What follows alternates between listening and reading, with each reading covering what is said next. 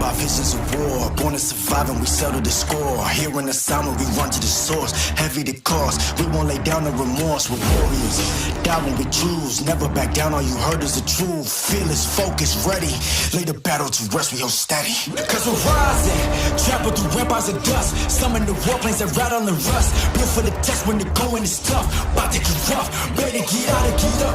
Raising the bar. Taking the hit, never leaving the scar. Second to none cause we aim for the stars. This is our time cause we know who we are. This is our time cause we know who we are. Yeah, you better believe it. We're going to feed it. Cause you know what we're fighting for. Cause we'll never be beaten. With the wind at our feet in. The sound of the drums of war.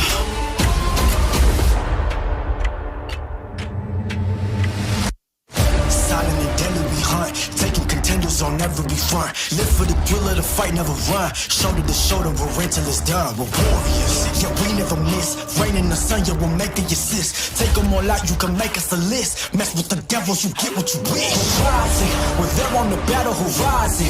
No army can stop us, we're titans. United, the goal in the end is to win, so we're fighting. We're raising the bar. Taking a hit, never leaving a scar. Second to none, cause we aim for the stars. This is our time, yeah you know who we are. This is our time cause we know who we are. Yeah, you better believe it. We're going to defeat it. Cause you know what we're fighting for. Cause we'll never be beaten.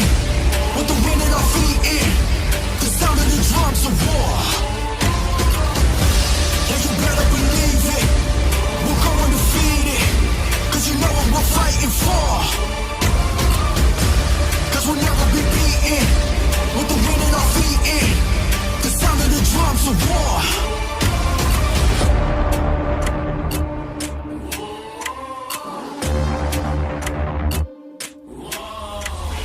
Rising, we're there on the battle horizon.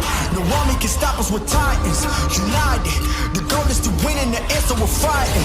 We're raising the bar. Taking a hit, never leaving the scar. Second to none cause we aim for the stars. This is our time, yeah you know who we are. Yeah, you better believe it. We're going to defeat it. Cause you know what we're fighting for. Cause we'll never be beaten. With the wind at our feet in. The sound of the drums of war. Yeah, you better believe it. We're going to defeat it. Cause you know what we're fighting for. Cause we'll never be beaten.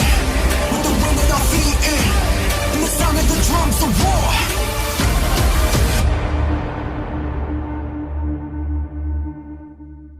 Welcome to the Dire Wolf Show, where we believe that America is exceptional and that our constitutional rights should never be infringed. I am Dire Wolf. On our show, we bring you the truth and debunk fake news. If you love laughing at the insanity of the regressive left, sit back and relax. Boy, do I have a show for you.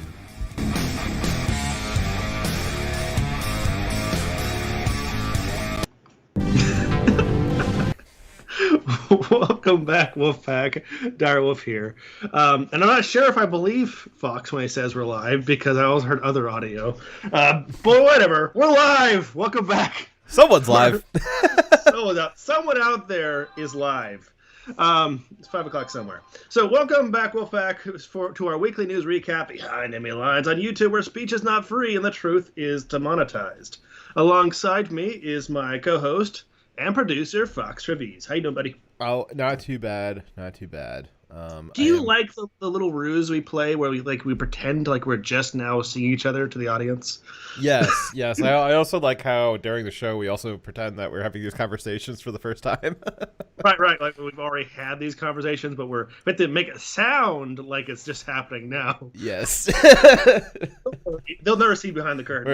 The show is a total fabrication. It's merely for entertainment purposes only.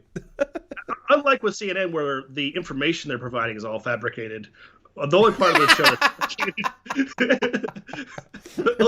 that's actually fabricated is the fact that we are making it seem like we're talking about it for the first time. Yes. I think there's a not a moral equivalency there though. So I want to thank everyone who makes this show possible. This is all your fault, and you should have the appropriate level of shame for enabling us. Kaylet, Orimane, Nathan, Cameron, Tetris Freak, Slowpoke, Thundra Erican, who is female by the way, the White Lion, and Timberwolf. One day, when people ask how the hell did they let this happen, they'll be talking about you. So moving on. Yeah, yes, Blackston. We have a script that we rarely stay on. Follow the script? I don't know how. Yeah. I don't even know how to read. If we followed the script, Dyer and I wouldn't both interject into each other's segments, saying things that the other one already wrote later on. Yes, which is like, it happens multiple times every single show. It's not frustrating to either of us. Moving on to something comical. Have you heard of the new Democrats' plan of open Biden? Yes. Well, I have. I don't know if the audience has, but Nancy Pelosi, she has a new turn of phrase. All the kids are using it now. Let's actually, her kids are using it now, and you can believe her because she told you. And Nancy would never lie to you. Surely not. Let's hear what she has to say. In order to open these doors, we do not say open sesame. We say open Biden. That's our magic word. Open Biden. Okay, I love it. so Biden Is she a psychopath? I think she is. She's totally... Biden and the Democrats who have kept things locked down, who have demanded universal mask wearing. They're the ones that are trying to take credit for opening up businesses after they're the ones that have kept it open. I said kept it closed. Sorry, you don't get credit for finally Be gone doing the from right me, you thing soy boy beta after cock. The foreign transaction cause is complete. people suffering. I apologize for nothing. Thank you very much for the $20, Infidel. Much appreciated. Thank you. Yes, it is your fault, but you have no remorse, which is the way we like it. Yeah, it's kind of like saying you're at fault for curing cancer. Like, you're at fault, but No.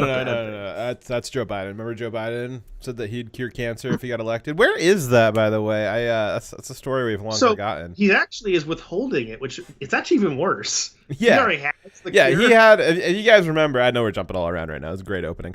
You guys remember back to about a year and a half ago during the campaign. Joe Biden said that if he got elected, they would cure cancer.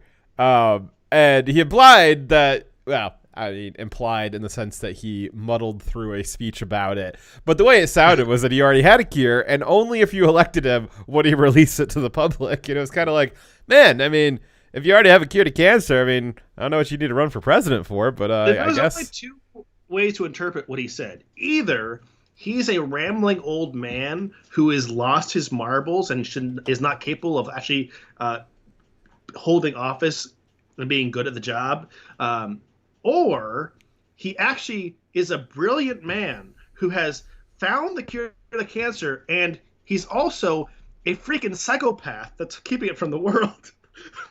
One of the two things are true. Pick it. Yes. So back to Nancy with her open Biden. So I guess if you're trying to make a parallel to the Open Sesame, which I believe was a 1,001 nights or something like that in Arabia, whatever those stories were. It's probably racist, anyways. But basically what she's saying is like, what's that? Racist. Huh? She's white. She's already racist. Oh yeah, of course. She's real pale in that.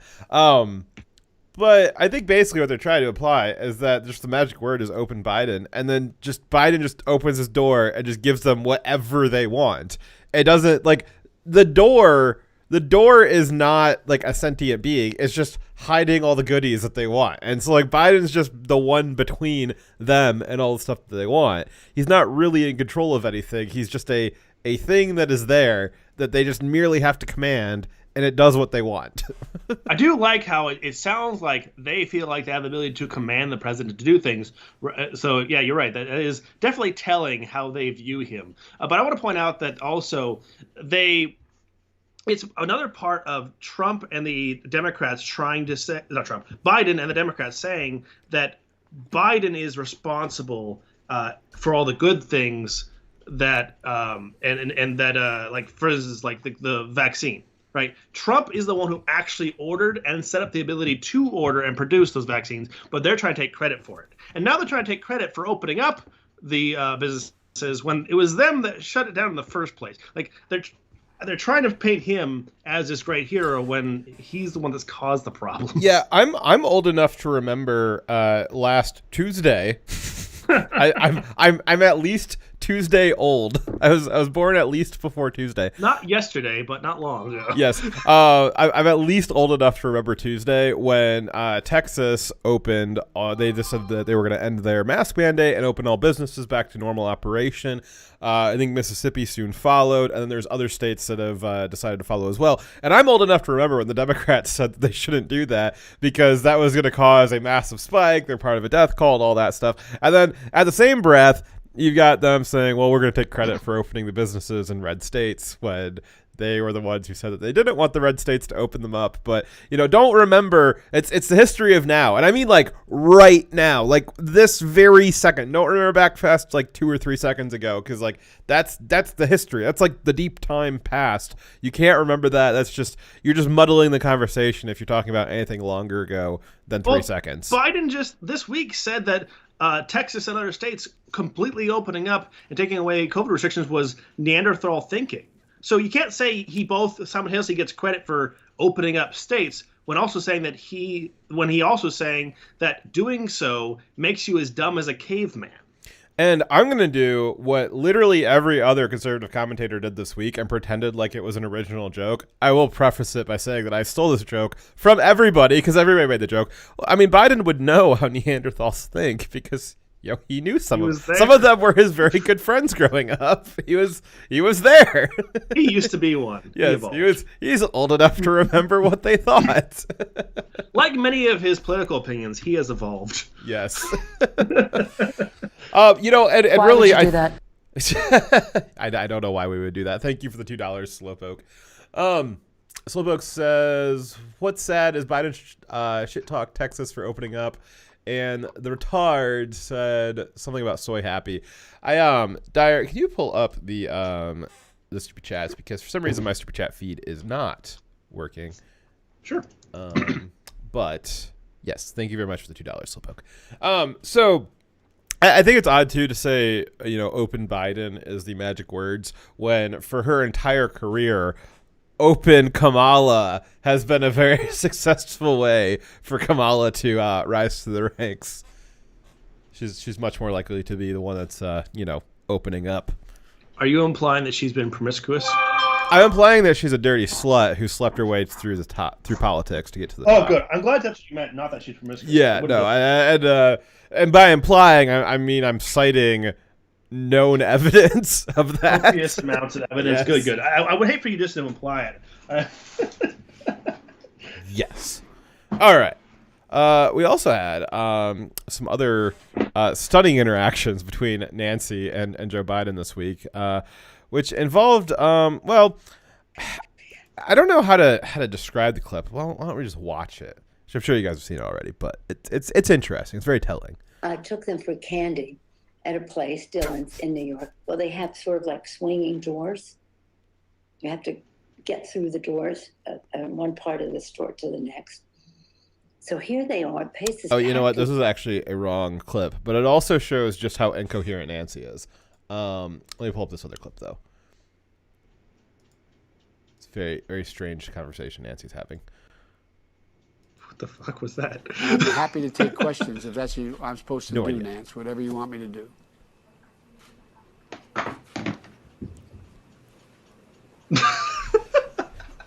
So there was Joe Biden towards the end of his press conference there saying, well, actually it wasn't a press conference because Joe Biden has not had a press conference yet. That was actually just a televised quote unquote meeting that Biden and the Democrat establishment were having, Nancy being the Democrat establishment. And at the end of it, because he knew it was being televised, he said, Nancy, do you want to ask me some questions? And they just cut his feed. a lot of different people have tried to see. There was some rumors that might have been an edited clip, that the real feed at the time wasn't just cut like that, and that was some kind of like QAnon edit on 4chan or something like that. No, it wasn't. It wasn't. People have tried and tried and tried. There is no full clip of it. Like that was the real original clip. There is no longer clip where they actually asked him questions. They did it. There was no trick editing here. That was the real clip. Biden's just like, hey, you want to ask me some questions? And all of his handlers were like, yeah, no, that's not happening. And they just cut the feed. I mean, so go ahead, Dyer. I'll say that later. In the past, the most powerful person in the world, and at least our country, the president of the United States, would not get cut off by his handlers. If he said he wanted to take questions, they would keep the show going. To let him answer questions. Exactly. He doesn't have the respect or power to that they feel like they can overrule him like that. Kind of shows how much what they think of him. Yeah, the president sets the schedule. If the schedule says this meeting is over at 12:30, and at 12:31 the president says, I want to answer some questions, you keep it going. That's not how it's working for Biden, apparently. And what's crazy, that wasn't a network feed that was cut. That was, you saw the fade. That was the White House feed. The White House cut themselves off. I mean, even if it was, hey, we only have a primetime segment for a half hour or whatever it is, the White House would still continue to film and put it up on their YouTube channel or on the website or whatever. But they cut themselves off. This wasn't Fox News or CNN or whoever just cutting them off. This was his own White House, his own staffers cut him off. They didn't have a time spot. They could have gone indefinitely if he wanted to sit there and talk that way. But no, they cut him off because they didn't want to have him answer questions. Because you know what? The trick is he's terrible at it. Every time he's had to answer questions that weren't scripted, he loses his place, he gets confused, and says crazy, embarrassing stuff. And that's why they won't let him have a press conference. That's why he won't do a State of the Union, because he physically can't. Yeah, speaking of State of the Union, he still has not had one. I'm from the universe where he had one a few weeks ago, or it was at least scheduled. Because as you might remember, last week we had a special Direwolf Media State of the Union where I apparently misread something, and there was no State of the Union, and there still hasn't been a State of the Union, and there has not been planned a State of the Union. I think that they had to go back to the 70s for the last time the State of the Union went this long, and even when it was this long after inauguration, it was still scheduled, but there's not even been one on the schedule yet. And when you're talking about scheduling a joint session of Congress, I mean, you need to schedule that out a month in advance. You got, 538 congressmen. They're all over the place doing not Congress stuff. You got to make sure you get them wrangled back into D.C. And there's still just no plan for that. Now, a lot of people have been pointing out, the president doesn't give a State of the Union speech on their first year of their first term. But that's not really true. They might not call it a State of the Union, but the president, even in their first few months in office, will always do a joint session, an address to the joint session of Congress. Yes. Obama did it. Trump did it. Bush did it. Clinton did it. Other Bush did it. Where they at least addressed a joint session of Congress within a few weeks or days. Trump was inaugurated on January 20th, like everybody else was, and he addressed a joint session of Congress on January 28th, 8 days later. So, I mean, he was really It's been done before the last day of February for the last 70 years by every president. Yeah, so, Blackston, we looked at that, and yes, he is constitutionally required to make a State of the Union available to Congress. That is not necessarily a speech, and it can just be sent as a letter to Congress jointly.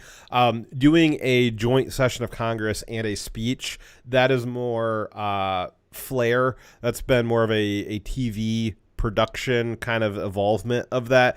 And also the Constitution doesn't specify a time. It just says I forget what the wording was, but it just says from time to time. So from time to time doesn't even mean within a year. So technically it's not unconstitutional. It's just very strange.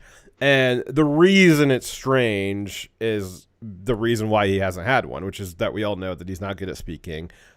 He's not good at staying up late, and he's probably going to make himself look like an idiot when he goes and does it. Yeah, it's also just more of a lot of it is tradition, right? And when someone breaks from tradition, there usually is a good reason for it because there's a lot of pressure to keep to that tradition. Also, the whole reason why it can just be a letter, that's why they provide a nicely drafted copy of the speech, because it's also a letter. Infidel, is that the one that's always talking about the Sky District or the Cloud District? You have to let me know in chat. Also, I got the chats up for you. So Slowpoke said, I'm going to repeat a little bit what you said. What's sad is Biden shit-talking Texas for opening up, and the retards will go all soy happy, creaming and coming in their pants about it. So glad I read that. Yes, me too. All right. So Biden's nuts and is not ready to speak in front of a camera. You move on to our next story or our first story even? Our first story? First story. We're not even on our first story yet. Yeah, I hope you guys are strapped in tonight. We got a long show. We have 19 pages of mostly bullet pointed notes. We haven't even really started good luck. yet. All right. So, all right, so our first story is about how black leaders in blue cities failing to get COVID vaccines into other black people's arms means that random white people are racist. I bet you didn't know that. Change. Was that? I like the title change. Yes. Yeah, I bet you didn't know that a black mayor in Chicago failing to get vaccines to other black people makes random white people racist, right? Like I bet you didn't see that coming. But it's also because of the black nurses and black doctors and everyone. It's true though. You heard it here on the internet. Everything on the internet's true. Okay, so yesterday NBC broadcast that yesterday's NBC broadcast that has since been removed from YouTube showed a black female guest who, in agreement with the host, showed what they really think of white people. They made the argument that white people were much smarter and more capable of getting the COVID vaccination and understanding medical terminology and generally being a functioning human adult in society. Yes. So by contrast, they're saying that black people are less capable than an average white person. And here's the specific arguments they made. They said that non-whites were less likely to know how to use the internet to Google vaccine locations. They think that skin color determines how tech literate you are. Isn't that really like Google's fault? I don't agree with the premise, but just if the premise was true, shouldn't Google be brought in front of Congress for a racial investigation or something that they created a product that was unusable by black people?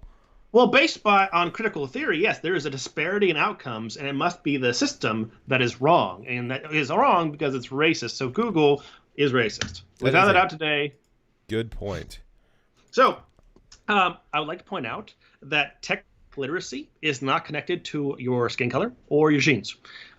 Now, if there is a problem in the black community in Chicago for some reason where they don't know how to Google things, it's more likely that the reason for that is something else other than racism. Wait. Let me. I got the answer, Dyer. I know the answer. Can I say it? Sure. Is it the school system?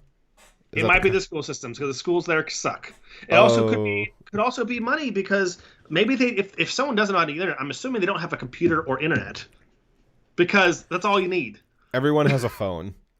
There is nobody who does not have a smartphone now. Yeah, they have a federal program that gives phones to people who are poor. You can now you can't necessarily get the fancy top of the line internet, Galaxy S Note 10 Plus that I got, the $1 trillion, but you can get a really decent Android phone for $100 now. There is nobody who does not have a phone. I do not believe it for a second. Right. Especially not in Chicago. If there is people who do not have phones, there is programs that will get them, and then you can go on the internet with them. I the premise that people are not being able to find vaccine locations because they don't know how to Google. I don't believe that premise in the first place. But if it were true, it would be across all skin colors in that community. It would not be, so it would be a only class black people. problem. It would be a class or an Yes. intelligence problem.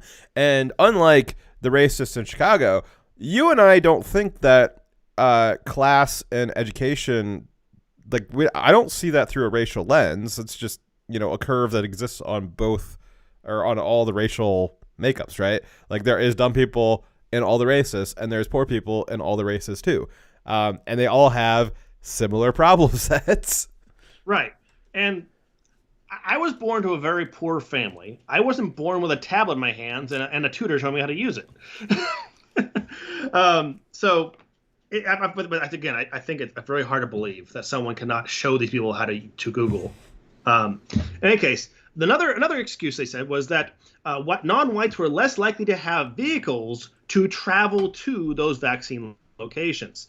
Now, I'm assuming they don't have a vehicle because they cannot afford it in this scenario, and that would be true across everyone in poverty, across all skin colors. Just because there's more black people in Chicago that are in poverty, just because of the demographics of the city, it does not mean that there is racism baked into the cake. It's a racist cake. Right. Also, are they assuming that public transportation doesn't exist? Well, they don't even need, this idea, we have given how much money has been in all the COVID bills, the one that just passed, which we'll talk about later today. There is more than enough money in public funds to get, if they need to have rides or whatever. I would fully support that. Like, if there really is no ability or no program to get transportation for people to get their vaccine, I would support a program that is a shuttle for them. The idea that there isn't a program like that already, or there isn't a program that could be modified into that, I don't believe that. I think that there is something like that would already exist. I don't know what it is specifically, but if it didn't exist, I don't got a problem with setting something like that up. I would think that that's part of that would be available in these giant pools of money that they've already created for the vaccine and for the COVID relief in general. And if Chicago can't figure that out or set something up like that, that doesn't mean that me, 1,000 miles away, is a racist. That makes Chicago really ineffective at their jobs. Yes. Another reason they gave for this racial disparity is that non-whites were less likely to understand complicated medical terms given by those who are giving out the vaccines. First off, what complicated medical terms are required for someone to get a vaccine? And also, if a doctor is confusing you with complicated medical terms, that's a bad doctor because the average person who across all skin colors and race groups, they are not educated as doctors and nurses, so no one's going to have a detailed knowledge of the obscure medical language. So this is, again, not a thing that affects black people, but again is a implication that black people are so stupid that they can't understand basic medical terms. Like, roll your arm up so I can give you a shot. Oh, that's so complicated. I'm confused now. I'm scared. I can't get this shot. They told me to roll my sleeve up. What does that mean? I don't even know. Well, I mean, if they're confused, I think that they really only have places to look like. What do you mean, needle? You mean for heroin? Because that's all I know the needles are for is for heroin. Are you trying to give me heroin right now? No. I came here for a vaccine. I mean, if there is confusion about the vaccine, though, I mean, like that would be people like Cuomo that are to blame. Where he said that. What? That's next line. Wait, what line? Are we even on lines anymore? What line are you talking about? That's what I hear. So the next thing that you're getting at is that they are. If it's the next slide, just let me finish. Okay. Maybe I was reading the next slide. What's wrong with you? So go ahead then, sir. I will do it. All right. So you got like Cuomo, who said, back during the Trump administration, it was like, he wasn't confident in the vaccine. He thought Why would you do that? He thought that Trump was Slowbuck says bet for $2. Cuomo said, he thought that Trump had, poisoned the vaccine or something like that, and he wasn't confident that he wanted to give it to New Yorkers. I mean, that the implication being that Trump had done something to it that would cause people to be ill. And so if there's anybody who's, to blame for spreading misinformation or confusion about it, I would definitely say that it was Cuomo's up at the head of it. But then you have the rest of the mainstream media talking about the Tuskegee experiment and all these times the CIA gave, black people AIDS or syphilis or stuff like that back in the 40s, which was bad and should not have happened, and those people should be held to account for sure. But the idea that like the CIA doing something means that white people are racist, like, again, I beg to differ on these equivocations, but that the media is to blame for causing this vaccine hesitancy in minorities by reminding them of all the times that the government gave them AIDS and syphilis, and that possibly Trump created a vaccine that would make them sick. Like, that's not white people's fault. That's the media. Right. So their final argument is that these black people and Hispanic people are so mistrusting of the vaccine that's why it's racism. But like you said, the reason why any of them might be distrusting of the vaccine is because for months, when it was Orange Man Bad who was putting out the vaccine, they were saying that the vaccine couldn't be trusted.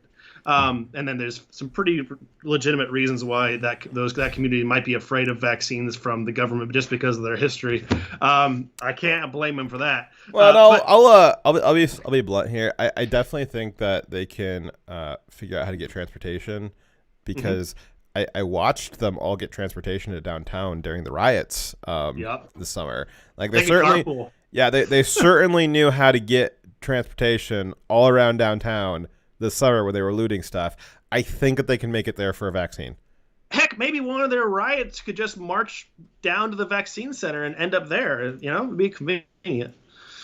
So at the end of this, they're saying that it is the opinion of the elitist Democrats that the black people are so stupid and so easily confused that they can't get vaccinated. And they're saying, oh, we're so sorry that you're dumb. It's totally white supremacy because we're better than you. And we feel bad that you're so dumb and you can't get a vaccine. Oh, we're so bad. I apologize.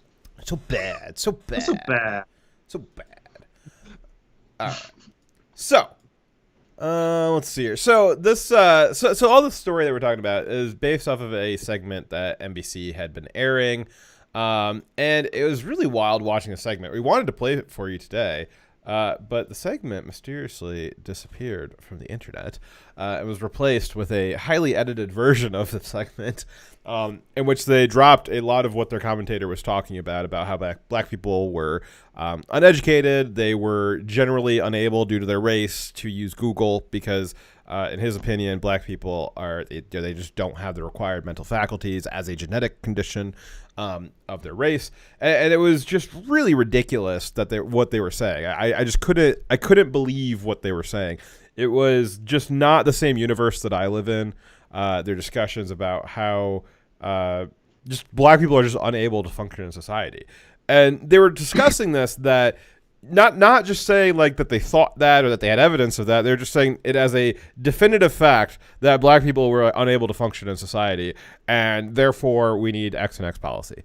And they brought on a wealthy, self-hating black woman to help make that argument for them. Yes. So we would have showed you that video, but it is, however, no longer here. Thankfully, there's a lot of actual news articles from other sources that made the exact same argument. So I was able to provide that story for you. Yay. Yay, I guess. All right. On to our next story. All right. So apparently running for president, or even being suspected of running for president, is a threat to democracy. What? If we misquote you and misinterpret you running for president, that is a threat to democracy. We actually have a couple of stories like that today where the media misunderstood something, and in their misunderstanding, we're like, this is, like, first off, even if they had understood it correctly, their conclusion was wrong, but their initial assessment of it was also wrong, and then their conclusion was wrong too. It's double wrong thing. So this is an article that was published on March 3rd, this past week, with an article from CNN published with the headline, "Trump unleashes new threat to American democracy." With talk like that, you would be forgiven for believing that they had announced that Trump possibly had announced a revolution to overthrow the American government or to overthrow democracy or to institute a republic, something like that. You would have thought that that's what Trump was doing when CNN has an article saying Trump unleashes a new threat to American democracy.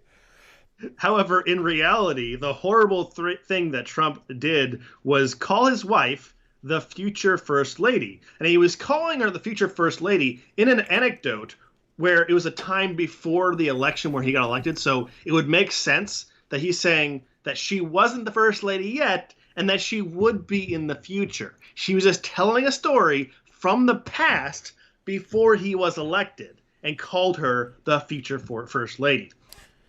They believe that that phrase was him implying that he was, or threatening that he was going to run for president in 2024. Now, you would think that having spent bajillion dollars on a journalism degree from Harvard and Yale and all the Ivies, you would think that they would have some understanding of English and the tense structure, the time tense structure of English, and that when you're telling a narrative in the past and then referring, like that story when it happened in the past, you were referring to the future. And so when you're telling that in the present, you would say, back then, in the future, she was going to be this thing. And if you understood English, and it's convoluted to describe it because I'm basically giving like an English 101 class right now. But when you're talking about a story from the perspective of the past, the present is in the future compared to the past. So when you're giving that, you get telling a story about something that happened to you in the past, and in that story, you're referencing the future, which is really the present. But CNN can't understand that. They can't wrap their head around this crazy, wibbly-wobbly, timey-wimey time jump stuff. Maybe they need a DeLorean. Maybe they really just need a black person to be writing this. I bet you Stephen Collinson is probably a white guy. If they had a black time wizard writing this, I bet you it would have been just fine because as we know from academic studies, black people don't experience time the way that white people do. They're actually timeless Time Lords, and they experience the past, present, and future all at the same time, even past, presents, and futures that don't exist or that they weren't a part of. And so it is really crimes that didn't happen. Yeah, this is like a real throwback reference. If anybody has no idea what the hell. Listening to Fox right now and thinking, God, he's get off the rails. No, this is a legitimate old story where there was a black professor who actually made the argument that black people live outside of time and experience all forms of time, past, present, and future at the same time. So if you were a black time wizard, I think that you probably would understand Trump's story a little bit better because you would be, while Trump was talking about it from the present, you would also be experiencing him in the past. So it would make more sense to you. So I think the real moral of the story is that CNN just needs to hire more black writers. But yeah, I could be wrong. With your lack of diversity, CNN. Okay, so basically, moral of this short story is that to CNN, Trump possibly running for president is a threat to democracy. Taking part in the democratic process to get elected is a threat to that same democracy. Now, that said, Trump was not saying he was running for office, though he likely will be. It was also not him not saying he was going to. That was not the topic of the speech, and they're just interjecting that thing without it actually being referred to. I love the idea of a Trump presidency. I just don't know if in 4 years we've not found any new blood in the Republican Party. Nothing against Trump, but please hope you can find someone younger and better. Yeah, if after 4 years of Biden and the new quote-unquote Trumpism in the Republican Party, this new, more populist Republican Party, if over the course of 4 years, or really over the course of 2 years when they start doing campaigning again, if there has not been any new blood, any youngness in the GOP that has come to rise under the new populism, and I don't fucking mean Don Jr. Like, fuck, no, I hate him. He's an idiot. No, none of the Trump kids, none of them. The idea that anybody would think that any of the Trump kids are qualified to be president is ridiculous. They're all great at what they do. That's great. They are not Trump. They would not be good presidents. Absolutely not. Especially Junior. If in 2 years there is not a member of the GOP under 50 that can take on the mantle of quote unquote Trumpism and populism in the GOP, we are screwed. We are so screwed. Trump will not be able to save the country in 4 years if the GOP cannot muster some kind of new blood in the next 2 years. It's just never going to happen.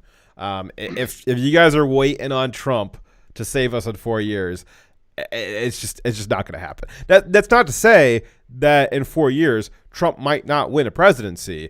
I'm just saying that if that's what we're reliant on, that's what we're waiting for, and there is nobody better or equivalent that rises that's younger, then we're just toast. Like, there is nothing left of the GOP.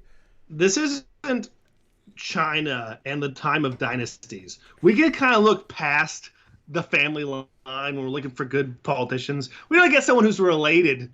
In fact, I'd much rather have someone who's not, doesn't have a whole bunch of connections and loyalties to companies and politicians. I'd rather have someone who's fresh and an outsider. Well, yeah, we've had dynasties for the past couple of decades. We try something different. Yeah, we had Bush, Clinton, Bush again, almost Clinton again, and then after Obama, they were talking about, well, maybe Michelle's going to run someday.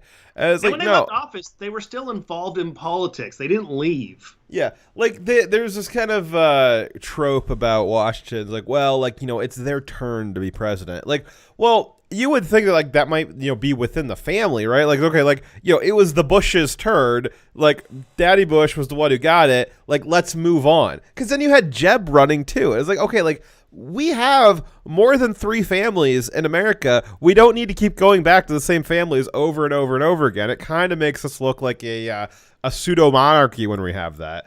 It's an elected monarchy. That's what we've got. Yeah. But no, I don't want any of the Trump kids in there. I don't want any of the Obama kids in there. Jesus Christ.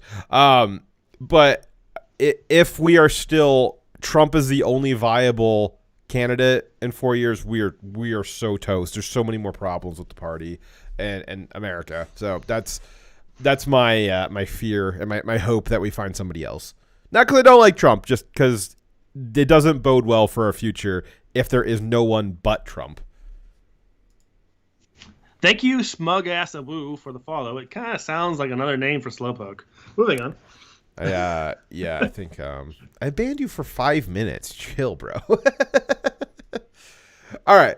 So the next part of the story is the real threat to democracy is what's going to happen on March 4th. So it is what is today? It's March 6th, maybe. I think it's the 6th. It's the 6th of March. So on March 4th, which Dyer and I knew, I'm sure you guys all knew, because we're Trump supporters. Everybody knew that there was going to be a riot and an insurrection. We were going to take over the whole country on March 4th. There wasn't. Weren't you there? Huh? Oh yeah, right. Everybody was there. It's not that like nobody who supports Trump like had any idea that there was something going on the 4th, except from the mainstream media. The mainstream media was very good at disseminating that something was supposed to be going on March 4th, but nobody who was an actual conservative had any idea what that was, except for from hearing it from mainstream media sources. So we're going to read through this Washington Post article because it's kind of a post-mortem on what didn't happen. Let's see here. So the article is titled here, at the Capitol, a March 4th threat from militant Trump supporters proves a mirage. Well, that's crazy. A complete fabrication. Yes. Possibly. Yes. Another word for a mirage is an hallucination. You're seeing something that's literally not there, which is a little, maybe a little bit on the nose for them. Maybe they don't know what mirage means, but it means you're seeing something that is just not there. Your eyes are playing tricks on you. Okay, so we're just going to read through a little bit of this article because it's pretty telling. So let me zoom in here a little bit. All right, so on a day when former President Donald Trump's most delusional supporters swore he would return to power and the House suspended its business because of the supposed threats to the U.S. Capitol, Washington looked on Thursday morning much the way it has for the past 2 months. So basically what they're starting off by saying that there's this giant threat that was supposed to happen on the 4th, and literally Washington has looked the same the day before when there was no threat as it does on the day that there is a threat. I think that's saying more about the battle stance of DC than it does about the threat. But I'll digress on that one. Let's see here. So it continues. The National Guard members armed with M4 rifles braced for rebellion that never came. Did they? They braced for. They were there before. Yes. Prepped the same way. Yep. Yeah. Exactly. In their own words, the Washington Post says Washington looked on Thursday morning much the way it has for the past 2 months. So if on Thursday they were braced with M4 rifles for rebellion, what were they braced for on Wednesday?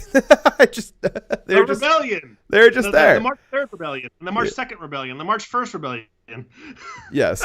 Let's see here. So razor wire lined miles of steel fencing that went unbreached. Trump remained in Florida where it was 70 degrees and sunny. Now, normally when you say when I'm talking about a wall or a defensive structure that has been unbreached, and I'm referring to it in the context of a potential rebellion or some kind of violent act, right?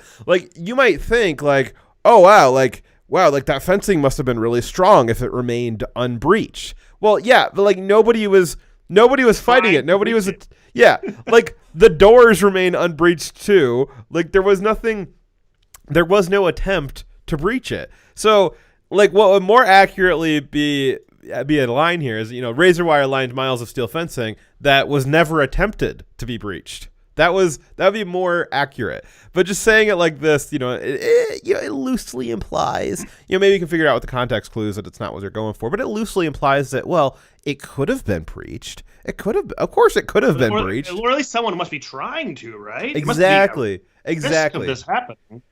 Yeah, if you're just talking about a random wall that's in the middle of nowhere, and it's just it went unbreached. It'd be the obvious question is well, who was? Couldn't say that about the border. Yeah, exactly. Well, who was trying to breach it? Oh, no one was trying to breach it. No, why would you call it unbreached? Of course it's unbreached. It's just a wall then. So really, it's just a miles of steel fencing with razor wire. It being unbreached is irrelevant because there was never a potential for it to be breached. Yeah, that the effort of maintaining the democracy and not looking like a tyrannical dictatorship it's really failing at that with the military occupation of the Capitol. It's kind of bad imagery. Yeah. So this is my favorite part. So the angst stemmed from another misguided belief within QAnon. Now, the angst. What's the angst that they're talking about? I think that they're talking about the rebellion that never came. So the angst from the rebellion that did not exist. So they're talking about something that never happened. They're talking about why it happened. The rebellion, that rebellion that never happened. Let me tell you why it happened.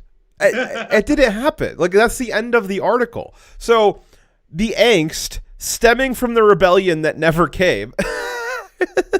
It stemmed from another misguided belief within QAnon, which, again, so they're saying that this thing that never happened, it was caused by a misguided belief within QAnon. There's not a causal link. There is not a causal link, and there cannot be one between a thing that didn't happen and another thing. It's this QAnon's misguided belief could not possibly have caused a thing that never happened. That doesn't make any sense. This whole article doesn't make sense. It was concocted in the minds of a left-wing journalist and never actually existed. And now they're trying to justify their thinking, and they're doing a terrible job. They're just making themselves look way worse. Yeah, I don't know. I guess it would be if I went to my boss at work and I was like, hey, I stopped a fire I stopped a fire. I was going to burn down the whole building. You should probably give me a raise. And he's like, oh, wow. What did you do to stop the fire? Oh, no. There wasn't a fire. Well, how did you stop it? I stopped it. It's like, well, yeah, but like there wasn't a fire, so you couldn't possibly But have if there done had anything. been a fire, it would have been here and caused by this. And I probably would have stopped it if I'd seen it. Would have. Yeah, exactly. So like you're applying motive and giving credit to a group for a thing that never happened. That thing that never happened inherently has no motive. Now, if QAnon had done something to prevent it, maybe you can have a discussion about that. But like they're talking about a thing that never happened, that QAnon is responsible for it having happened. Like okay. So the angst from the rebellion that never happened stemmed from another misguided belief within QAnon. The extremist ideology that claims Trump has been working in secret to overthrow a cabal of blood-drinking, Satan-worshipping, Democratic pedophiles. Now, but prove them wrong. Yeah, I'll, once again, where is the lie at? I'll say, I don't know. I don't think I did kind of a deep dive on QAnon over the summer. Blood drinking, I don't think. Actually, no. Blood drinking was a part of it. Okay, so yeah, blood drinking was a part of QAnon's beliefs. But like, I mean, 2 out of the 3, Satan worshipping and pedophiles. Like Dyer said, where's the lie at? I think at this point they have to kind of prove that they're not, because there's enough of them that are. It gets a little hairy there. So after repeatedly unfulfilled prophecies, the group's supporters declared in recent weeks that Trump would retake office on March 4th, the country's original inauguration date. Okay. So, 4chan's talking about, 4chan also said that, was it Sam Hyde? I think he was the one who planned this inauguration day riot. He's done every single mass shooting in the last 10 years. Especially the ones that didn't happen. Yes, especially those. The ones that did not happen, they were done by him. Yeah. Now I know I said that the last part was my favorite paragraph, but I forgot that this paragraph was my favorite paragraph. So this paragraph starts off with, this is from the Washington Post. So what they're saying is that after repeatedly unfulfilled prophecies, the group's supporters declared in recent weeks that Trump would retake office on March 4th. That, of course, did not happen. What do you mean, of course it didn't happen? We had 5,000 troops there in case it happened. What do you mean, of course it didn't happen? Like, that's crazy to think that would happen. Well, what do you mean it's crazy to think that it would happen? They deployed 5,000 troops because you said it was going to happen. They were already there. You called it a rebellion that never happened. Sorry, but DC's our next forever war. Oh my God. We're not going home. We're going to forget in 20 years from now. We're just going to always have been deployed to DC and not know why. We have people serving in the DC army. Be gone from me, you soy boy beta cock. The transaction is complete. They said that QAnon was the ones with the misguided belief. Then why did the military prepare for it, and why did the media expect it to happen? Because the media and military also in QAnon because they misguidedly believed it would happen. Yes, exactly. You're right, White Lion. So, I guess the Washington Post knows something that the Capitol Police and the National Guard don't know, which is that of course it didn't happen. Obvious, right? Obviously, which I mean, realistically, like this is them telling the truth. Like I think we all would have said, yeah, like of course that's not going to happen. But the war footing in DC, actually, which we're going to talk about later, they're going to be giving out ribbons. The kind that you might get for going to war abroad. They're giving out ribbons in D.C. to the National Guard that were stationed there. So, like, they are on a war footing in D.C. And the war footing that they're on implies that they thought it was going to happen, or that somebody leading them thought that it was going to happen. But, of course, it didn't happen. But on Wednesday, the U.S. Capitol Police announced that they had identified a potential plot by a militant group to breach the U.S. Capitol. Now, some important context is missing here. Now, the Washington Post, right? Like they have Amazon bucks behind them because Bezos bought them out, right? You would think that they could do some research on this, but I'm going to give you some pretty high top dollar, probably some information that's worth about that $10 to $20 that Triumvirate and the Infidel just gave us. Some real high dollar information here. Let me let you into a little secret here. So when they say the U.S. Capitol Police announced that they had identified a potential plot by a militia group to breach the U.S. Capitol, that's not true. The Capitol Police does not have any intelligence gathering capabilities. They only receive intelligence from other agencies like the FBI. They do not have an investigative body within them. They are incapable of identifying and researching and investigating potential plots by militia groups. They are fully capable of receiving warnings and notices that there's potential plots, but they themselves do not do that investigative work. So this, what I have highlighted, is a absolute lie. The U.S. Capitol Police did not identify themselves a potential plot by a militant group to breach U.S. Capitol, though they did receive information from one of the agencies. And I think that for proper context, especially within the current political environment and how politicized the intelligence agencies have become, I think it would have been much more appropriate and much better context to say that it was the FBI. The FBI had identified the plot, and pin it on them, because it's a much different thing when it's like, oh, just the Capitol Police, they're just trying to defend the Capitol. No, it's different when you have the highly politicized FBI it most likely was the FBI, because the FBI director. No, it was. I know this from other stories, other sources. Yeah. The Washington Post is reporting this wrong. Is why I'm saying it, but. Yeah. The highly politicized nature of the FBI throughout the entire Trump administration, and we know now, full fabrication from the FBI of the Russia hoax stuff, full fabrication of the Ukraine call and all that crap from other agencies. Why? I think that it's important context that it's the FBI, that same agency that has had no problem fabricating evidence against the right, against conservatives, against Trump supporters. They've had no problem fabricating evidence in the past. I think it's highly contextually important to know that they're the ones that have identified this plot from a militant group. I'll remind you, let me scroll back up here, a plot for a rebellion that never came. I want to point out that the FBI and the National Guard were working. So the FBI reported on a threat from a that didn't actually exist, and the National Guard were deployed for a threat that didn't actually happen. But the FBI didn't give warnings about the 8 months of violent rioting from domestic terrorists. The National Guard weren't deployed in any great numbers or consistency to deal with those threats. They were deployed for this. They were busy, Dyer. The FBI, they had to trick those. They had to honeypot those dumbasses in Michigan to go try to kidnap Whitmer.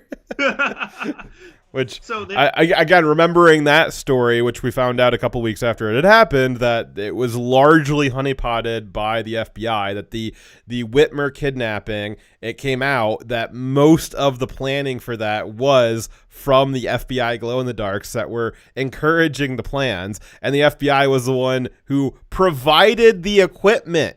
These guys weren't even going to buy their own equipment. The FBI provided it to them and suggested that they did it, and then the FBI arrested them, which is a story that we covered several months ago when that happened. But that's what the FBI was busy with all summer.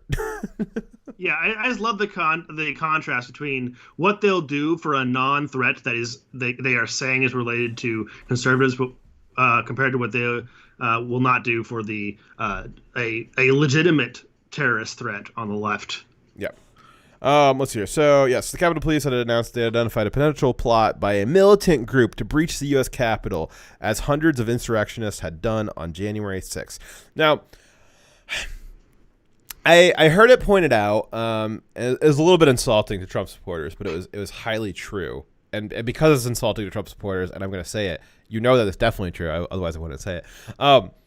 They pointed out that on January 6th, of the 4 deaths that happened on that day in D.C., only one of which was related to the actual riot itself. But 3 of them were Trump supporters who had heart attacks during Trump's speech and just walking around D.C. So, I mean, Dyer, on any given day during a military operation, how many soldiers die of heart attacks in one day. Not that many. Not that many. Yeah, so less than 3. So so I would say that the threat of the quote unquote Trump militants, I'm not going to say it's very high. I mean, it's certainly high when you've got Capitol Police waving them in and inviting them into the Capitol. But from a strength and fitness level, I'm going to go ahead and say that it's probably not there. Probably not a real threat to actual soldiers in the National Guard. Just putting that out there. I did find that kind of funny. A little insulting, but it's a funny. Yes, a good reminder that the woman who was actually murdered on that day was Aisha Babbitt. Alicia Babbitt. It's Aisha, I think. I think it was Ashley Babbitt, actually. Sorry, Ashley. You're right. Yes. Misspelling. Okay, so we could go on, but the article, I mean, I read through 4 paragraphs, 3.5 paragraphs, and it was a train wreck the whole time. And it was, every sentence was as efficiently contradictory as it could possibly be. Like, I couldn't come up with that many sentences and get it more condensed and have more conflicts within it. It's so self-contradictory. But again, just to kind of recap, the event that never happened, QAnon's responsible for it never happening, and also it was obvious that it would never happen. It was so obvious that they had to deploy 5,000 troops for it. Great. All right. So now we have this tweet from Jack Posobiec, which Dyer threw in here, and he's going to talk about, because I don't know why he put it in here. So that is just showing the lack of a riot. Okay, yeah. So this is footage from the 6.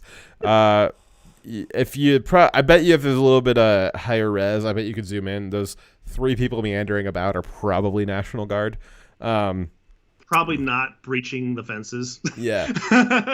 You know what? You know what it is? I bet you the Washington Post is from the universe where they were right and it happened. I bet you that's what happened. Yeah. We're just in the wrong. It's the Mandela effect, guys. Like, in the universe where the mainstream media is from, there was an insurrection on the 4th, and there was, thousands of Trump militants, having heart attacks at the same time, all breaching the Capitol. Could you imagine if like the average casualty rate was like 3 heart attacks per day per operation per theater in the military? Like, how like rough would that be on your numbers if like every theater every day there was 3 people who had heart attacks? Or 3 soldiers. That'd be pretty rough. I mean, our manning already sucks. Thanks, Biden. Yeah. I mean, yeah, I would say that it's not good statistics for... More people are dying from suicide because of overwork. It's not funny. That's terrible, but it's true. Please send us more people and also spend less money on stupid shit. I'm not saying give us more money. I'm just saying use it better. Yes. And don't forget your heart medication. Yeah, that too.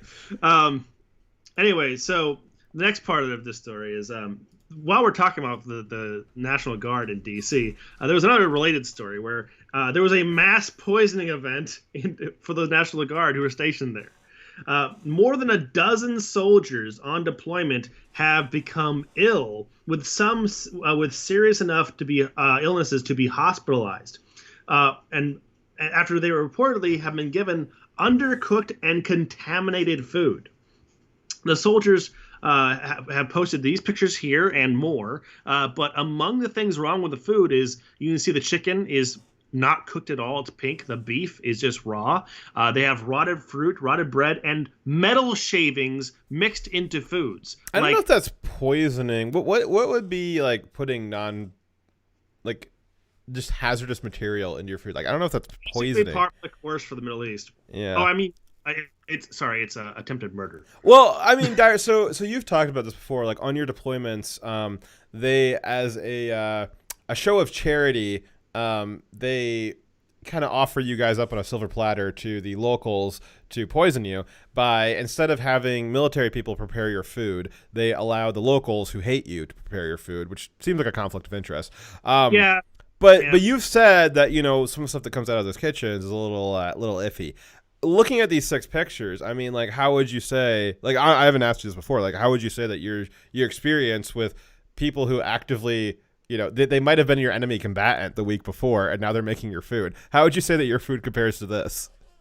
So remember my joke when I first saw these the first time? I'm not sure if you remember it, but I said that looks familiar. This is slightly worse than what the shit I got over there. I started eating MREs instead of the food that's provided because the maggots, the mold, and the undercooked food, I couldn't trust it. And also, I got violently ill after eating there. So this is worse. But it's basically only it's worse than foreign nationals who are trying to kill us. And this is DC. This is DC. Which, I mean, to be fair, most people in DC are trying to get you killed too. That's why they're sending you over there. But like, this is just that, like, they can more efficiently try to kill you now. This is food being prepared in our capital city. For the idea that we have troops deployed on a war footing to our capital city is really on its own absurd, and I don't think I need to go into that for an 18th time, but just the idea that we can't properly supply them with food in our capital city, like, that is just so beyond ridiculous. I mean, like, this looks like what you would give like a third world army.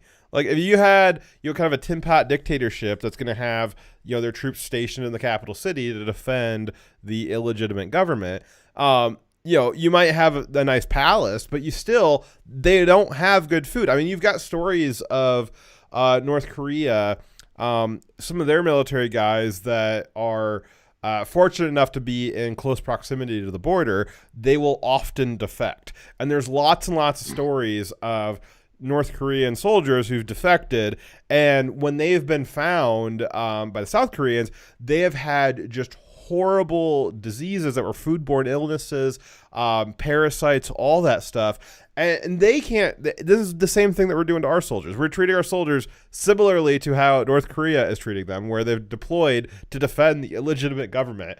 And this is the best food that they can possibly provide for them.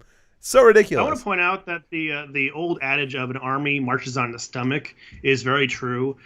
Your army can be made or broken by what food you're providing them, and it is actually, tactically speaking, incredibly stupid what they're doing, and also incredibly immoral because they're basically subjecting these people to dangerous conditions where they could die. But you know what? Then again, I guess this is pretty normal for DC because they're pretty used to making people suffer. So this is no different for them. I'm sure they sleep just fine at night. Oh yeah, I mean, like, they wouldn't eat this. Yeah, they've been passing bills right and left for all kinds of crazy spending, and I haven't seen any bills go by about, you know, let's get the troops some better food. Or maybe I mean, if you can't feed them, maybe they shouldn't be there. How do you get metal shavings in multiple different dishes by accident? Yeah, those are 2 different dishes, aren't they? That's crazy. One is chicken. The other one's rice. One looks like a pot pie. No, it's just boiled chicken with rice. The other one is isn't boiled chicken just like the worst thing ever? Like, why would in DC we're still having boiled chicken? I've told you, it's always on the menu. Now, I've been to the Capitol, right? So a lot of people probably have. It's kind of a good thing if you're an American. Go at least once in your lifetime. It's nice. But I've been to the Capitol building, and there is a cafeteria, kind of a restaurant cafeteria type thing in the Capitol building. I don't know why that is not being... I mean, you've got... Right there, you've got lots of congressmen are probably every day going to that cafeteria getting some, you know, pretty nice, pretty good food.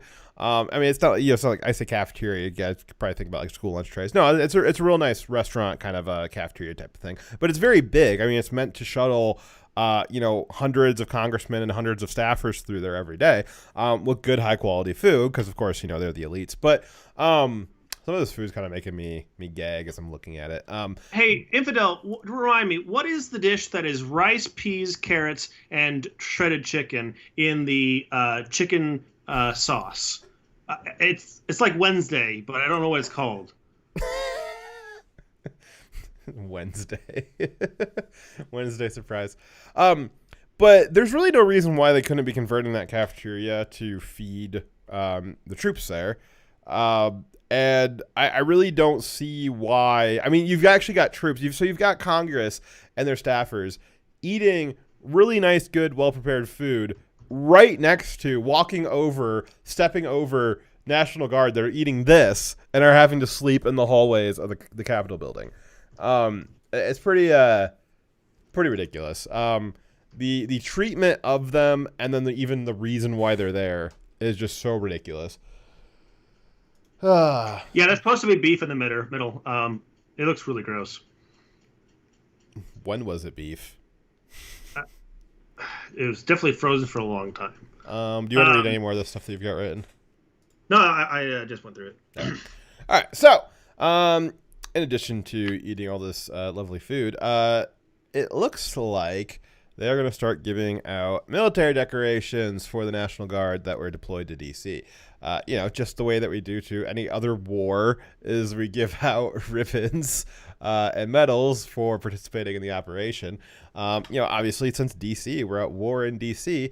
We're at war in D.C. against a rebellion that never happened, so we have to give out a ribbon for it.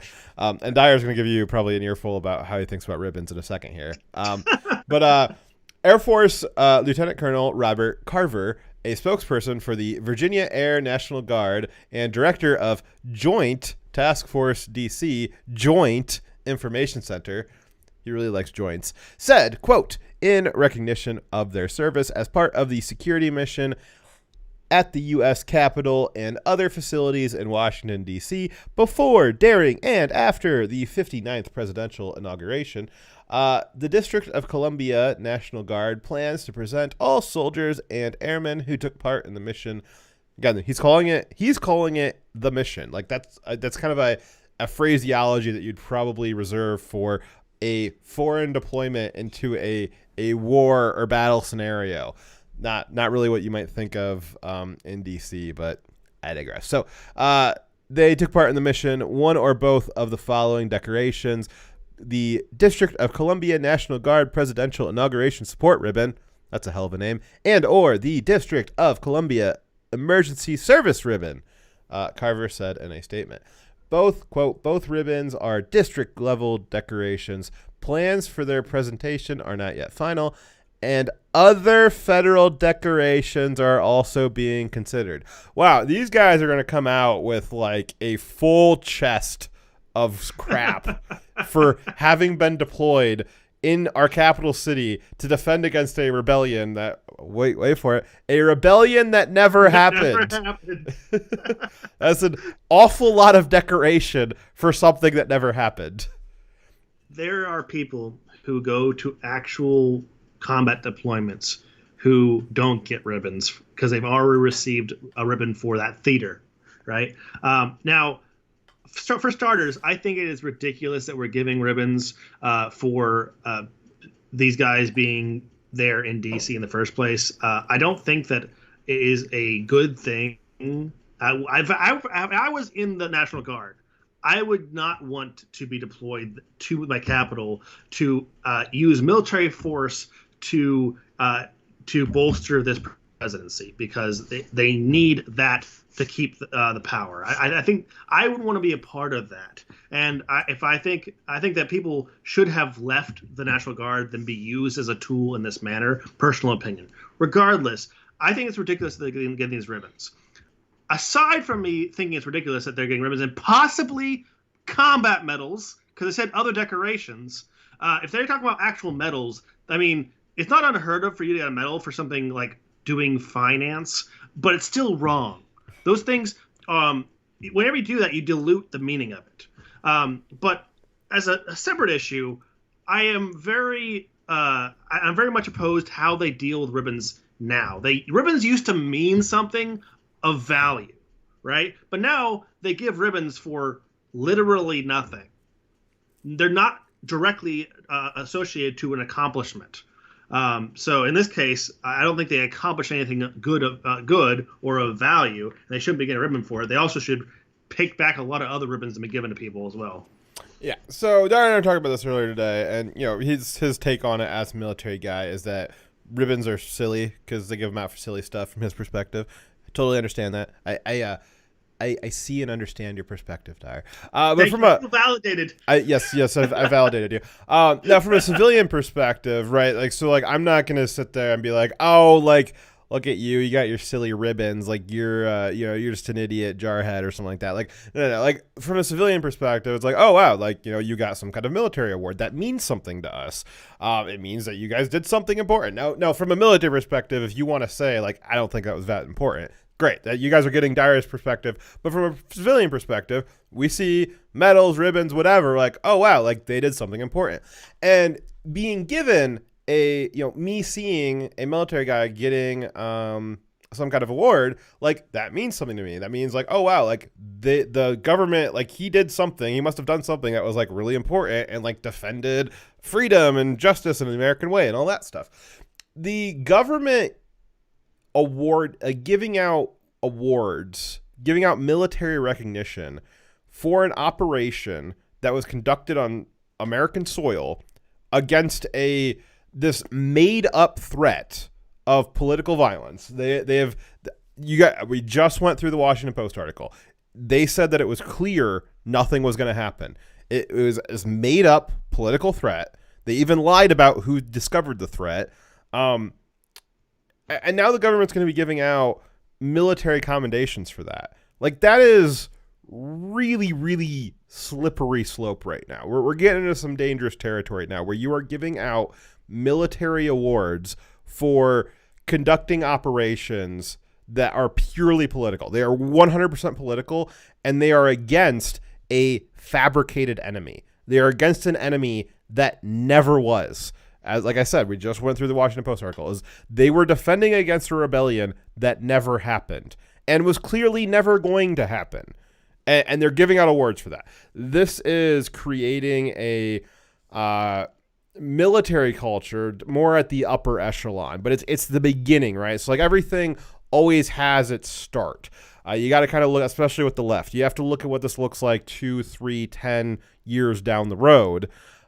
This is starting off on a path that I do not like where this is going. This is not good that you have the government deciding that deploying the military against a fabricated political threat is worthy of giving out military recognition.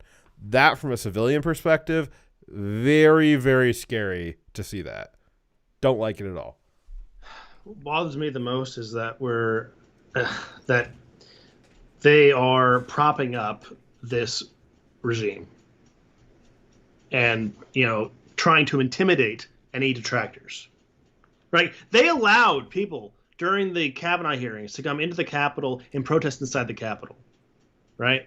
When they are not in power, they were totally fine when they did not demonize anyone possibly coming to the Capitol to air their grievances. But when it's the right, they lock the entire motherfucker down with 5,000 troops. Well, that's a problem. And you also are running into an issue too, which we talked about a couple of weeks ago. Was they were talking about and they did do ideology testing on the soldiers to see if they were going to be deployed here, right? So now you're getting into a situation where you're not only doing military awards for participating in an operation that was purely political against a threat that was fabricated, against a false flag attack that never happened. I guess that's not false flags. False flags do happen. No, this was just a fabricated event that never happened. But you're also, the people getting those are the ones that passed the ideological test, right? So the first pass ideological testing that they're doing now probably isn't super aggressive, but you know where this goes. This is going to keep ramping up. Don't say anything there. They're going to keep ramping up. They're going to do stricter and stricter ideology testing. And if they keep this pattern of giving out awards to people who participated in the operations for which there was that ideological filter, you're now going to start seeing over the course of years, again, maybe this all stops now. I'm just talking about it looks like we're at the beginning of this path right now.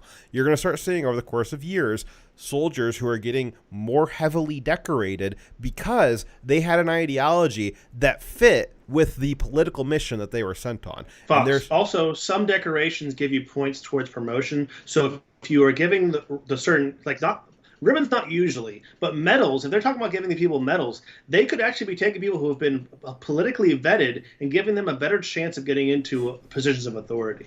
Yeah. So I think I've done this to death at this point, but just the idea that they were deployed out there for political reasons, again, the threat was fabricated. This was a very, very 1984 kind of a thing where you are making up an enemy and then deploying troops against it. And the idea is you just, if you make up an enemy, everyone has that common enemy.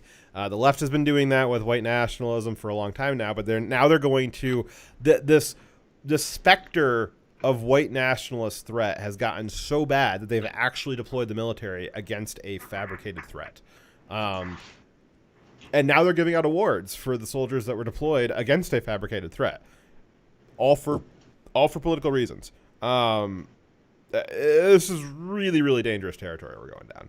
Again, it might seem like I'm overreacting to an inch worth of ribbon, little red, white, and blue ribbons, but it's a big deal. It's a big deal. We will be staying very close to this and seeing what these quote other federal decorations are, and if they're something more than ribbons, that's gonna be really scary stuff, guys. Yep. All right. So, also, side note. So Nancy said recently that she wasn't the one that said that ordered the National Guard to D.C. and said that was necessary. Yeah. So and it was Capitol Police that ordered it. Yeah. Nancy said in a quote, which we similar to the other video that we wanted to play for you guys. I heard this quote. It was in Nancy's own words. I heard it played on the radio. After I heard it, I got home. I was like, I need to find this video so I can play it for you guys today. Could not find it at all. One of those things where she says something that it's maybe taken out of context, or maybe she said something that was a little bit too true, and all of a sudden it's just gone, erased. But she said in her own words, she said, it wasn't her. She didn't ask for the National Guard to be there. That was the Capitol Police. And what Nancy's not telling you, what most of the mainstream media won't tell you, is well, Nancy controls the Capitol Police. She's the Speaker of the House. They report to her. So that would be like Dyer say, like, well, I didn't order this, but like your next level down guy, the guy that directly reports to you, he ordered it, and you told him to order it. So like, you're like, well, like, I didn't order it. It was him. It's technically true. Yeah. Yeah. Like technically it's true, but like, you gotta take some responsibility for yourself. Oh, that's the worst kind of leader, who just blames everyone below them for stuff that they did on their behalf, following their direction. Yeah. It's the worst leader. Yeah. The Capitol Police is, they're getting a lot of autonomy lately. So all of a sudden they have their own intelligence division, and also they're completely autonomous from the Congress. Like, wow, like the Capitol Police, like, they're getting a lot of promotions recently. They're gonna become their own military branch soon. They'll probably have planes and boats. I bet. They'll definitely have planes and boats, probably spaceships too. I guess it's a good time to be in the Capitol Police, because you're about to become sovereign. Will I be able to transfer to that branch? Probably not. It'll be too elite. Ouch, dude. Yeah. I'm good at what I do. Yeah, but they don't trust you with boats. All right, so a terrible boatist. Yes. All right. There was also a side story here too that I just tossed it in here. I forgot to add to the script. So now they're saying, the mainstream media, I think it was the Washington. It was also the Washington Post. They are now saying that the March 4th rebellion that never happened has been moved to March 20th, and their source is a guy named Ken. And Ken, you guys all know Ken, right? Ken's one of our leaders. It's like Trump, Tucker Carlson, and then Ken. Like, that's who we get our orders from. So like Ken told this guy at the Washington Post that they've moved the insurrection to the 20th. And so now Congress and CNN are just running with it's going to be on the 20th. And part of the Capitol Police request that we were just talking about that Nancy said that she wasn't involved in is that the troops will be stationed there for at least another 2 months. And part of that is because of this supposed March 20th insurrection, which I can't wait to bring to you guys as having not had happened. Oh, you know what? You know what, Dyer? Don't say anything. But you know where you and I will be on the 20th? Don't say it. Where? Not DC, guys. All right, so now I'm ready for our next story. don't go to DC at the 20th. All hail Ken. Yes, he is our Lord. Ken is our leader. All right. Jesus Christ. Okay, so our next story is the California School Union wants schools to be open for their kids, but not for you, because you're a filthy savage. Unless you're black. True. On our last show, we talked about how the California School Union has been lobbying the state legislatures to keep schools closed. And Joe Biden has also been doing that, and they've even gone so far as to encourage the CDC to change their guidelines to follow more closely to what the school unions wanted to happen. Let's see. They have been holding out for additional pay, the unions have, on top of the $700 per student already being offered and other benefits. On the previous story, we talked about how one school board was forced to resign after they were caught on a recording mocking parents who demanded that they stop stalling due to the job, that they stop stalling and start doing their job of educating the children. Think of the children. Yes.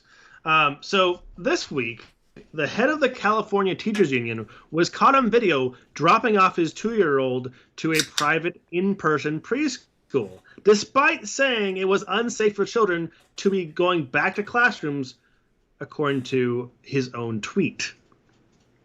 And also him talking to Congress. So, did you get part of the story of like who caught him doing this? Because like that's a big part of the story too. I didn't get to know. Or rather, I didn't copy it in. Okay, so now you might be thinking like, oh wow, like what media agency was doing their job and like investigated this guy to like see what he was doing, to see if like he was walking the talk. Was it the New York Times? Was it the Washington Post? Was it CNN?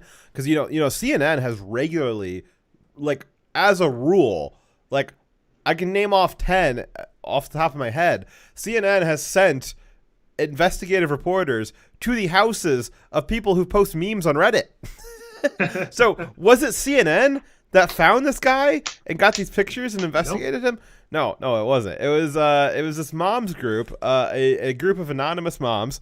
I think that's what their group name is like Anonymous Moms or something. But they are the moms of children who are not in school. And they want to do something about it. So they were tracking down these school board members that were keeping their kids out of school to see if they were, practicing what they were preaching and forcing their kids to do. And it's Guerrilla Moms. Guerrilla Moms. So that's who got this picture and got this investigation, got this reporting, was these moms. Not CNN, not NBC, not any of the other ones. It was a bunch of moms who had to go out there and do their reporting on this. Kind of sad. Yeah. So the union leader, Mr. Myers, said in his own defense that, in quotes, there are major differences in running a small preschool and a 10,000 student public school district. That's actually a small district. Does he think that like all 10,000 kids are in the same room? Like a class size is approximately a daycare size. So like one of the things pointed out by some people this week is that if she's 2 years old, it's not really preschool. Like she's not really in school. She's really just being sent to daycare probably. But like a daycare class size is going to be comparable to a class size. And so if it's dangerous at whatever size, like him throwing out the number 10,000, like, yeah, but what is the average class size? Like, that might be important. If the average class size is 50, all right, maybe he has some grounds for saying, like, well, we need to figure out a solution to have less people packed into a classroom. I'm all ears for that. That's been one of those discussions about, like, we need to open, but with additional safeguards, right? So maybe trying to thin out class sizes or figuring out something like with that. So California has a state law that governs how many students per a teacher, and it applies to pre-K as well. So they have the same requirement. What is? Do you know what that number is? It changes from time to time. It used to be 20, but I know it's not. Okay, so him saying 10,000 students, like he's trying to imply large groups of people. But what you're saying, that's good information. Is you're talking about 20, 25 people. That's not going to be as big of a deal. Right. So again, though, him saying that schools and actually what's happened, not just him calling for it, it's actually what's happened, of him advocating for what currently is that schools are to be shut down and there should be no in-person education, actually still applies to preschools as well, and that are publicly funded. And the only reason why he's able to do it is because he's wealthy and in the elite and able to take them to a private one. I wonder how he got wealthy. Oh, from being a school board member. So great all that money off the top. Yeah. Yeah. I bet you he probably gets some pretty nice perks from the teachers unions to put him in that position. Yeah, in California, 80% of the school funding goes to the bureaucracy and the not the classroom, but all the stuff around the classroom. Does he look like a vegan to you? He does look like a vegan. Also, I think it's pretty gross that he has like almost waist long dreads. And he does have dreads back there. He's got like a mullet dreads. That's weird. Isn't that cultural appropriation? Yeah, in California, that'd be cultural appropriation, which means he's a racist. No, I mean that's actually a thing because there was a story 3 or 4 years ago of a college where this white kid with dreads was getting harassed by one of the black student groups or whatever because he had dreads and he was white, and they were saying like that was cultural appropriation, to which he schooled them that it was actually black people that were culturally appropriating it from Egyptians who had invented dreadlocks, which is very interesting. But it is canon on the left that dreadlocks for white people is racist, so this guy's also a racist, which, I mean, like I said, he's a leftist, so kind of goes without saying. If he was here, though, we'd definitely know he was a vegan. You know how we would know he was a vegan? He'd tell you about it. He'd tell us about it. Side note: I had interviews for not me interviewing, but I was interviewing people for a job position, and one of them was a vegan. And do you know how I know they were a vegan? Because they told me, completely unprompted, told me he was a vegan. I'm like, oh wow. That's not. He was a heavy vegan as well. Yes, he was also a large vegan. So probably very good. Not a good vegan. But yeah, I was like, oh wow, like that was completely unprompted. I did not ask you about that at all. You just told me out of the blue that he was a vegan. I'm like, oh wow, like that's definitely not stereotypical at all. Yeah. Also, I want to point out that if they're saying that. So there's some discussion between class, like graduating classes.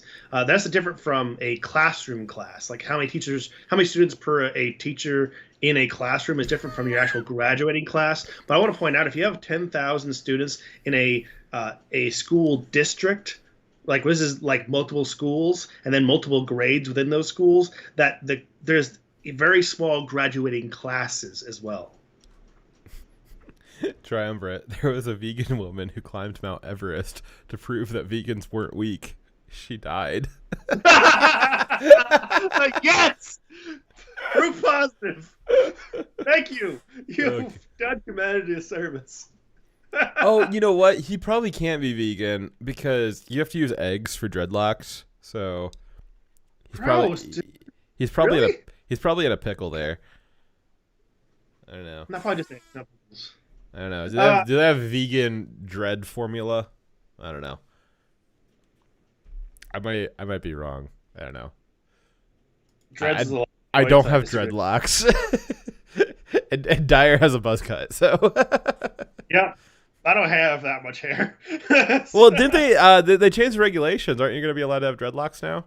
If I decide that I am female, I'm allowed to have hair that is not in a bun and that goes past my shoulders. I am not an expert in dreadlocks, guys. My opinions or theories about how you obtain dreadlocks may or may not be accurate.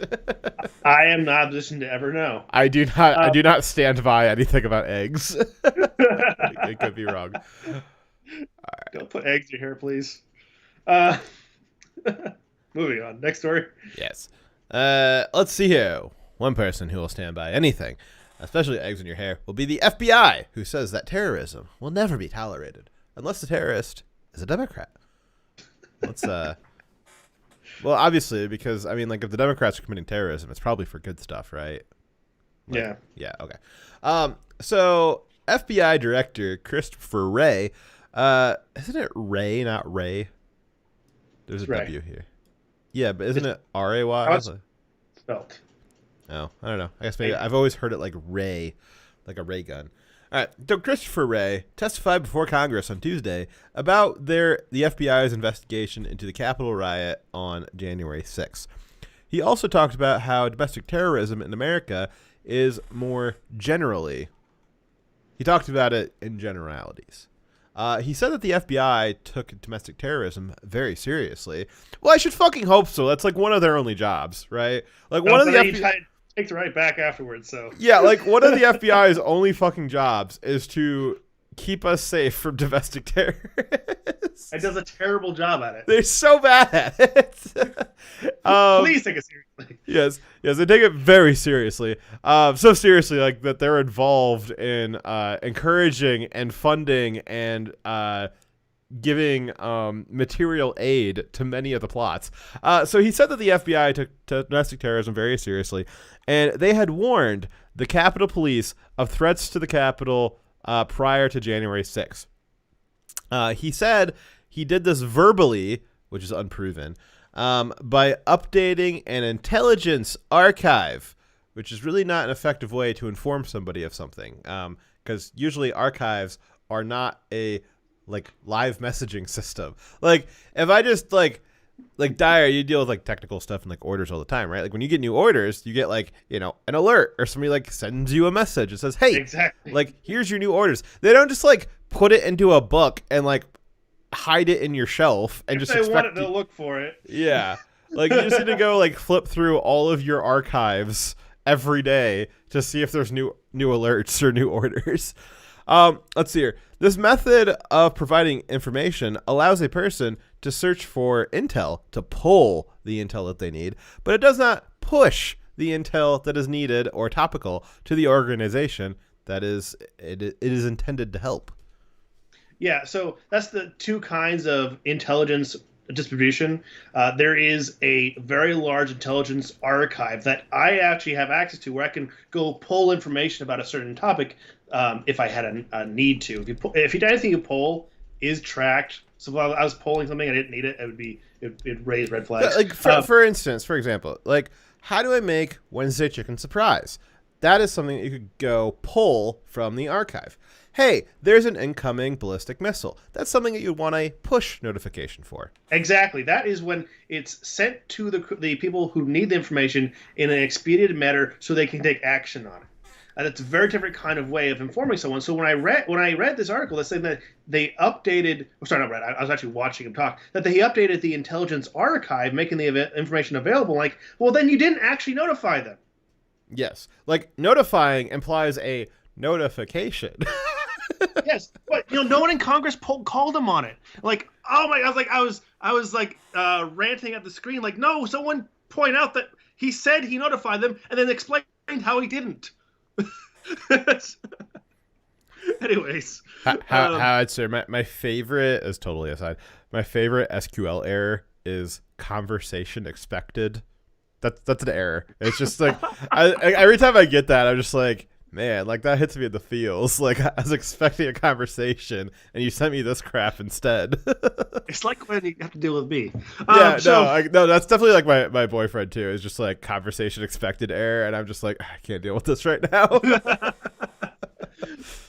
All right. So, Mr. Ware, he also made the statement that Mr. Wray also made the statement that the FBI had no evidence that members of Antifa had been arrested among the Trump supporters on January 6th. We Direwolf Media had evidence of that provided to us by the mainstream media.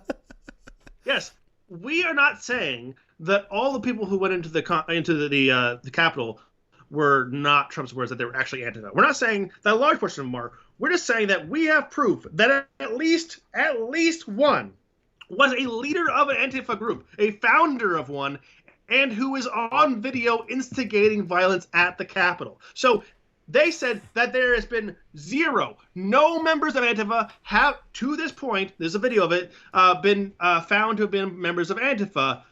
That is absolutely a lie, and we have left-wing media sources. We played that video for you guys several weeks ago. It was that Jaden X, his YouTube name. I think his real name is like something much more pedestrian, but this Jaden X guy, he was a founder of Insurrection USA, which is an Antifa affiliated organization. He founded it. The video that we played for you was his video that he was taking, and in the video you could see him instigating destruction at the Capitol and instigating people to breach doors. And then CNN interviewed him, and he explained how he was taking video of all this stuff and that it was indeed his video. So we have not only him in his video instigating it, we also have him on CNN confirming that, yes, it was him who shot that video. And then we have police reports, records, publicly available records, that he was indeed arrested for his activity during that time. So we have, yes, he's Antifa. Yes, he's an Antifa leader. Yes, he did take that video of himself instigating violence, and he confirmed it that, yes, like he confirmed it himself that it was him in the video, and we have police records of him being arrested. So we had that a couple of weeks ago, and we presented that to you guys. And charges were dropped for him. Yes, the charges were dropped. That does not mean he wasn't arrested. But we had evidence for that, a couple of weeks ago, but the FBI doesn't. They were too busy investigating things that never happened. And the causes of the things that didn't happen. Yes. So ridiculous. So, you want to play this video here? Yeah. All right. The Capitol attack was organized by, quote, fake Trump protesters? We have not seen evidence of that at this stage, certainly. In testimony to the U.S. Senate Judiciary Committee on Tuesday, FBI Director Chris Wray debunked conspiracy theories promoted by right-wing supporters of former President Donald Trump, telling lawmakers that there was no evidence that leftist extremists disguised themselves as Trump supporters to storm the U.S. Capitol. We have not to date seen any evidence of anarchist violent extremists. He apparently doesn't watch Direwolf Media. Antifa, how dare he not follow our great news coverage? And we'll continue to look, but at the moment we have not seen that. Wray also said the FBI views the actions of the rioters on January 6th as domestic. So, again, a couple of dorks on YouTube and us, we all had this information 4 weeks ago. But this is going to be referred to in the future as evidence of this being the reality, when this is absolutely a lie. Yeah, so it was a part of the real-time manipulation of writing down history. So you've got the media pumping out as many articles as they possibly can to saturate the now with false stories, so that when you get to the future, in a couple of years, that's how long it takes to get to the future, by the way. But when you get to the future, when researchers are looking back on this time, they're just going to hit this wall of thousands of articles and disguised testimony, all talking about the stuff that never happened or wasn't true, or that there wasn't evidence supporting. And future historians, they're not going to really have a good way of figuring out what was true.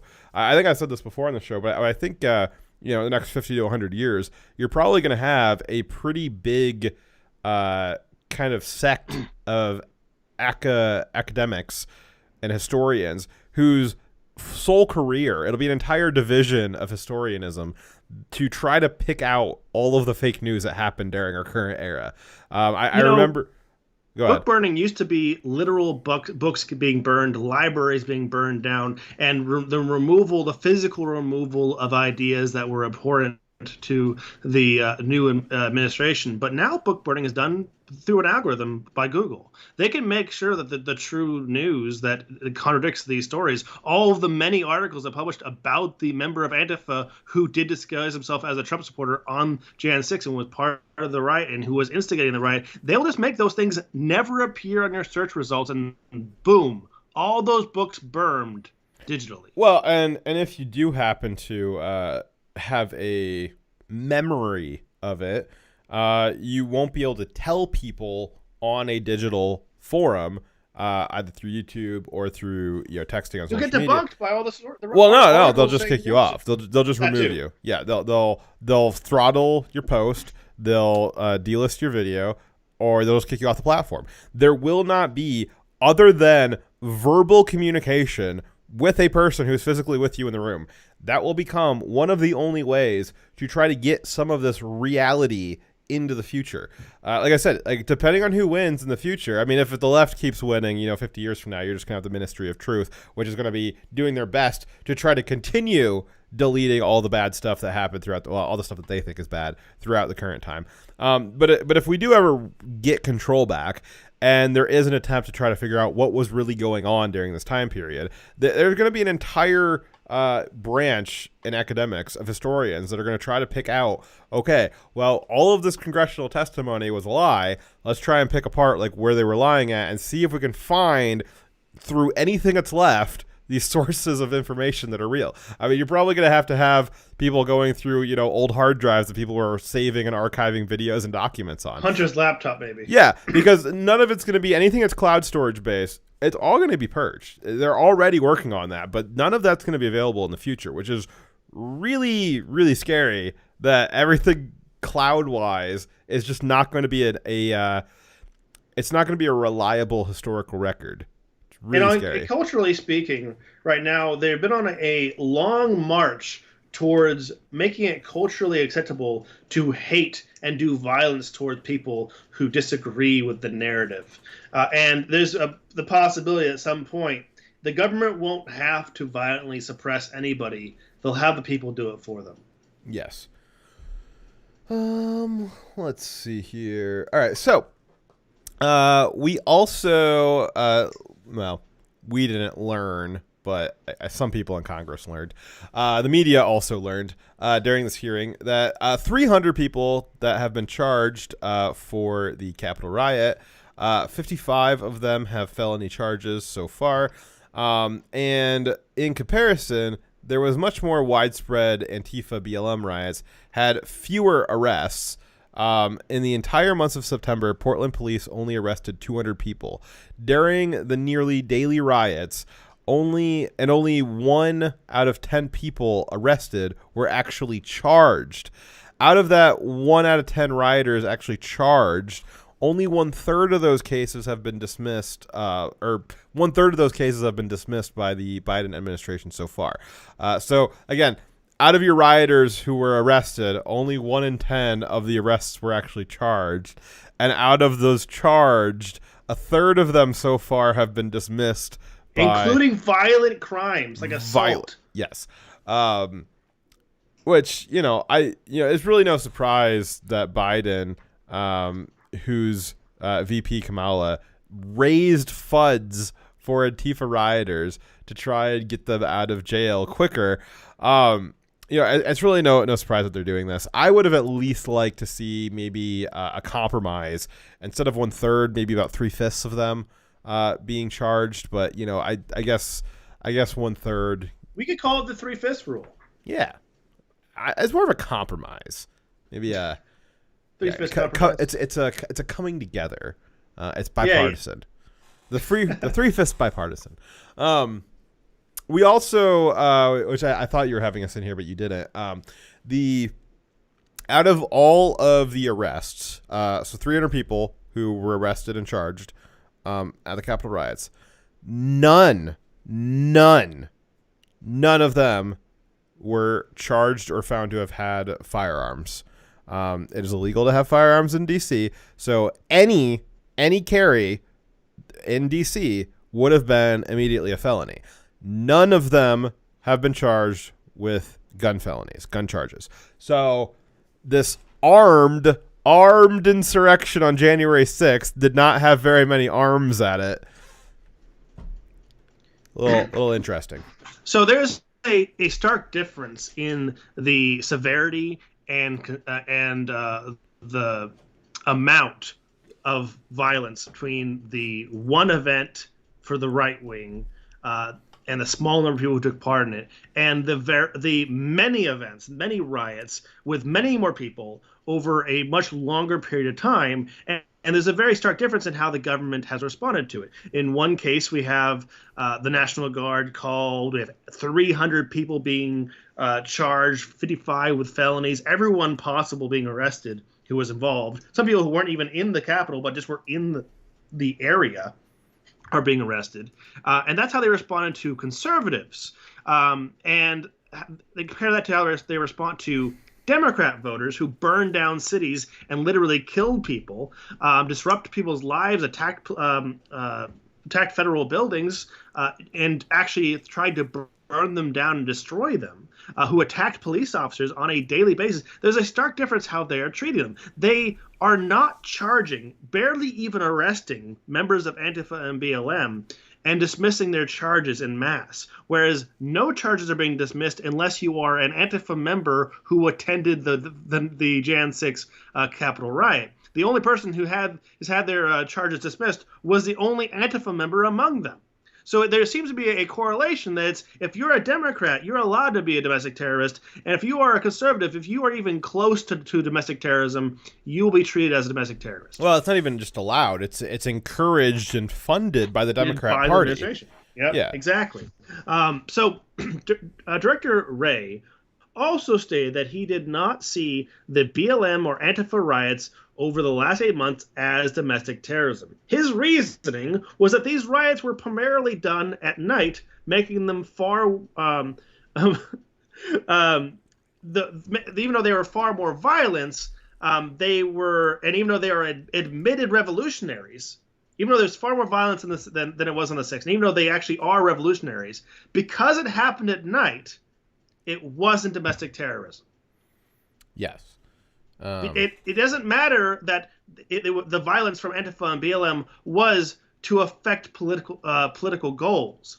It doesn't matter that they were using intimidation and violence to get their political goals.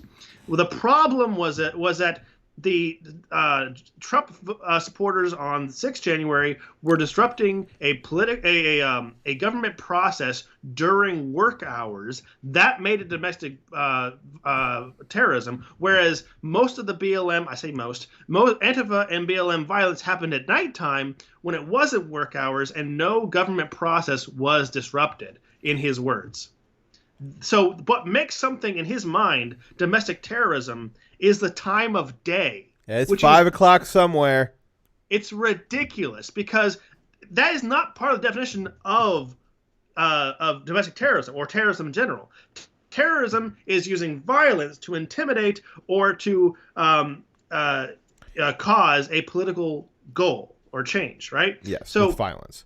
With violence. It doesn't matter what time of day. It doesn't matter if there's a government process terrorizing the people. So are you saying that if 9/11, if instead of 9 a.m. it happened more like 9 p.m., that it wouldn't have been a terror attack? According to the director of the FBI, yes. Huh. It's interesting. That is patently absurd. As is the FBI. The BLM riots, by his definition, would only have been terrorism if they had attacked the federal courthouses during business hours. From this, we can infer a couple things. That is a great point, the infidel, that the McCloskeys and Kyle Rittenhouse in particular. Kyle Rittenhouse has been called a domestic terrorist multiple times, and his thing was definitely at nighttime. That was definitely at nighttime that Kyle Rittenhouse was doing his thing, and they're calling him a terrorist. So that is a really good point. Yes. So I think the FBI needs to step in, or the DOJ needs to step in on behalf of the FBI into Kyle's case and drop the charges because clearly he's not a terrorist. Exactly, because it was nighttime. It's just so absurd. So the FBI, we can infer a couple things. First, the FBI is either lying and accusing and making this a double standard here, or the FBI does not know what terrorism is. Yeah, because the Pulse nightclub shooting happened at night. The Vegas shooting happened at night. The Nice car of peace happened at night. All of those were not terrorism. Sorry. Yeah, those were... That's crazy. That's really, really wild. Huh. Yeah. So violence of any kind to intimidate or coerce political change is terrorism. It doesn't matter what fucking time of day it is. It doesn't matter if there's a court in session. Well, and two, again, so he's also implying not only time of day, but it also is exclusively against federal buildings, right? Because there was a lot of burning and looting and destruction of businesses during kind of daylight hours. Not terrorism because it wasn't disrupting a government process. Exactly. So I mean, again, same token. Even though it was during the daytime, 9/11 was not a terrorist attack because it wasn't a government building. That's crazy. That's crazy. Wait. So what time? What time zone? Well, it doesn't matter. No, it's just that the Trade Center was not a government building, therefore it doesn't matter that it wasn't terrorism because it wasn't. Well, yeah, but building. I mean, is it only apply to the time zone? Like, so if a federal building in that time zone, so if you're in the different part of the country, it's not terrorism.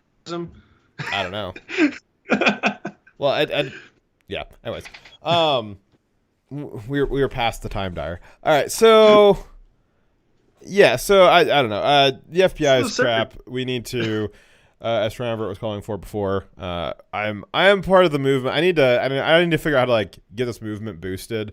Because I think if more people knew about it, they probably would be in support of it. All of them. Yeah, no, disband the FBI. The FBI there is nothing admirable about the FBI. If you know an FBI agent, I'm not saying spit on them, but I'm not saying not to. No, there's nothing honorable about the FBI anymore. U.S. Marshals, they're still doing good. They're doing good work. Well, they're trying to, unless Biden is canceling their programs to go after pedos. But yeah, disband the FBI. That has completely lost its way. The only recourse at this point is to disband it and move the funding and investigative infrastructure to the U.S. Marshals. That's it. I'm no longer making the argument that the FBI does more bad than good. I'm saying they don't do any good. They're too busy doing the bad. Yeah. No, it is completely lost its way. There is no. I'm not seeing any evidence for, and like we said before, to the extent that they do good things, it is not stuff that the U.S. Marshals used to. Hold on. It is not something that the U.S. Marshals could not take over. They are perfectly suited to this, and they in fact did do these things before the FBI was created. So prior to the FBI, the U.S. Marshals would have handled this sort of stuff. I don't see why they should be forced in the back seat. They really should be revamped, upgraded, and given the power of the FBI. If we're going to keep the FBI in any form, it should just be the X-Files. What would Sam and Dean do then? I don't know. No, like they may have done good things in the past, but they don't do them now. They do explicitly illegal things and evil. Yes, evil and illegal. All right. So, ready for an X-ray? Yep. If you Apparently are, White Line knows 4 agents that are not corrupt, and that's it. I mean, there was lots of probably good guys in the SS. Yeah, you went there. Yeah, I did. I thought we were up that. Just because you're a bad guy doesn't mean you're bad guy. Doesn't make you bad guy. All right. So if you're on YouTube, please join us on D Live. I'll post a link in chat there. We unfortunately are not. We don't have an Asian super lawyer like Crowder does. So we will get kicked off of YouTube for this story. So please follow us on D Live. Much appreciated. As for that, Direwolf is going to kick us off of YouTube.